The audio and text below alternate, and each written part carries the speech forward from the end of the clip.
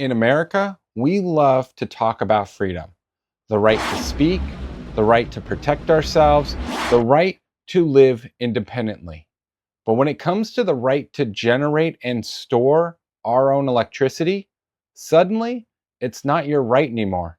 It's a privilege you have to get permission for. The Second Amendment is one of the most quoted and misunderstood parts of the Constitution. It says a well regulated militia being necessary to the security of a free state, the right of the people to keep and bear arms shall not be infringed.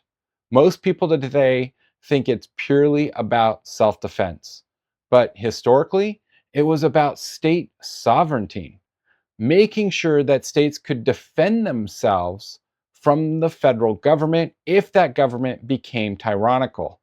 It was about independence. And yet, when it comes to energy independence, the ability to make your own power, store it, and keep your home running without bowing to a monopoly, suddenly independence doesn't apply. The idea of protecting yourself from centralized control is gone. The Bill of Rights was a list of guarantees to protect citizens from government overreach. The First Amendment protects your right to speak, gather, and worship freely. The Fourth Amendment protects you from unreasonable search and seizures. The 10th Amendment says powers not given to the federal government belong to the state or the people.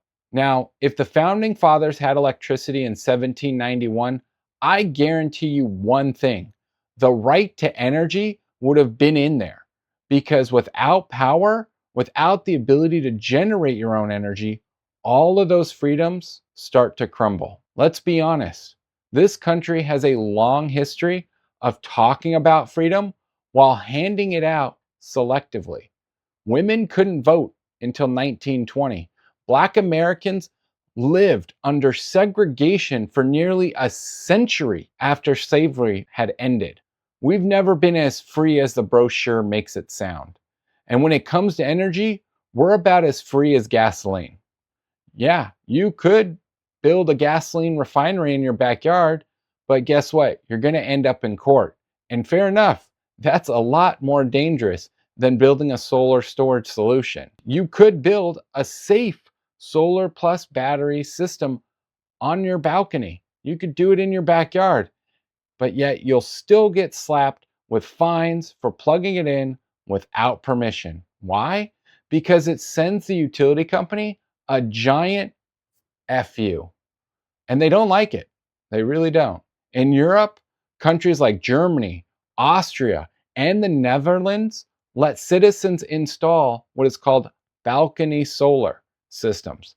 Small plug-in solar inverters with batteries, perfectly legal, up to around 800 watts. You plug them into a standard outlet.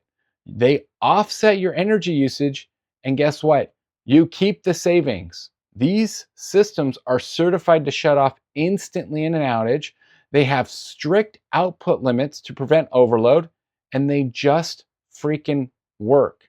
Here in the United States, even a measly 500 watts is not allowed. You can't plug that in to the wall. It's illegal unless you file an interconnection request with your utility, you install a dedicated circuit breaker, you hire a licensed electrician, and you buy equipment they approved.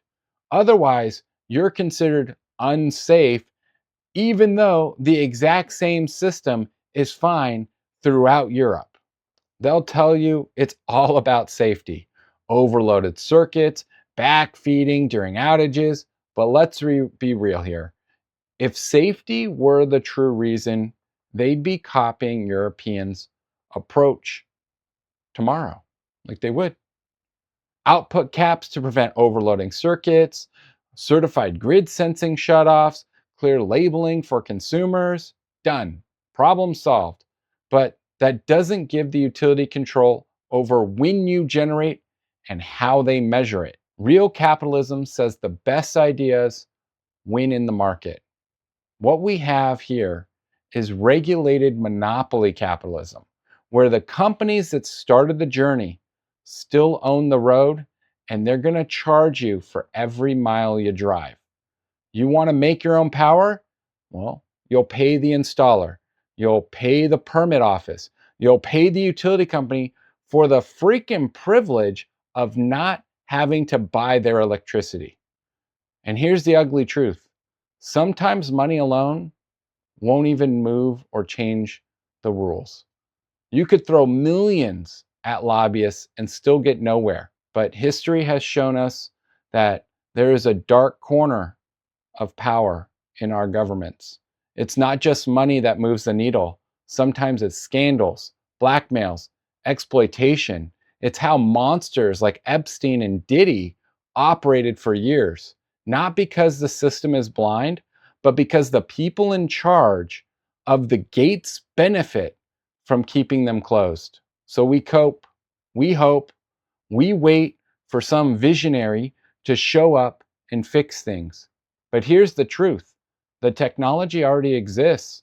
Right now, we could have legal, safe, plug-and-play solar plus battery systems throughout the United States. The problem isn't hardware. The problem isn't safety. The problem is a system that's terrified of you having the same control over your energy that you have over your Netflix account. And here's where you come in. You should reach out to your politicians, tell them you demand the freedom to energy, the right to generate your own power, the right to store your own power, and the right to use it without permission from a monopoly. Because with the 30% federal investment solar tax credit set to expire this year, December 31st, 2025, this is more than an inconvenience. It's a clear attack on our freedoms. It's an attack on our God-given right to clean energy. If we keep going down this tight-leashed path, we're going to end up powerless. And I don't just mean without electricity. There are a lot of reasons why I refuse to leave the solar energy industry. But the biggest one, I believe in your right to energy. And while I can't give you a system for free, I can damn sure help you get one. So you can finally feel what it means to truly break the chain and become free. I recommend that you schedule a consultation with me by using the link down in the description below.